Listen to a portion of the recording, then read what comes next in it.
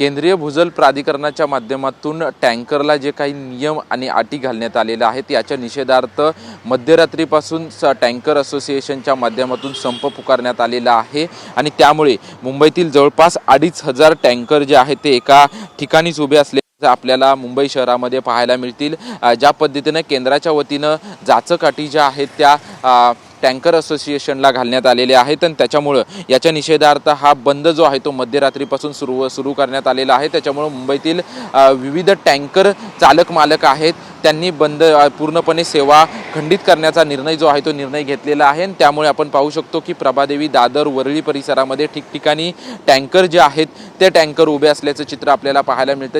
हेच टँकर सकाळच्या वेळेस इमारती त्याचसोबतच जे व्यावसायिक कामं आहेत या कामांच्या ठिकाणी टँकरच्या माध्यमातून पाणी पुरवण्याचं काम जे आहे ते या टँकरच्या माध्यमातून केलं जात असायचं। मात्र मध्यरात्रीपासून संपावर गेल्यामुळे हे टँकर जे आहेत ते ठिकठिकाणी उभे असल्याचं चित्र आपल्याला पाहायला मिळतंय। एकीकडे मुंबईमध्ये 10% पाणी कपात आहे, दुसरीकडे टँकरने संप घेतल्यामुळे मुंबईकरांना हाल सोसावे लागणार आहेत, कारण की काही इमारतींमध्ये कमी पाणी पुरवठा होतो, त्या इमारतींमध्ये टँकरच्या माध्यमातून पाणी पुरवठा जो आहे तो पाणी पुरवठा केला जातो।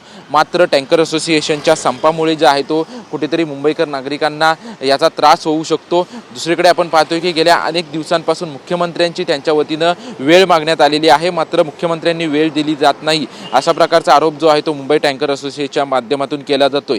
ज्या केंद्राच्या वतीनं जाचक अटी आहेत त्या मुंबई सोडून इतर शहरांमध्ये लागू करण्यात याव्या, मुंबईला त्यापासून वगळण्यात यावं अशी मागणी जी आहे ती या टँकर असोसिएशनची आहे। त्याच्यामुळे आजच्या दिवसामध्ये ही तरी मागणी पूर्ण केली जाते का किंवा टँकर असोसिएशनच्या मागण्यांवरती काय तोडगा काढला जातो हे पाहणं महत्त्वाचं असेल। कॅमेरामन रोहन पवारसह निवृत्ती बाबर, TV9 मराठी, मुंबई।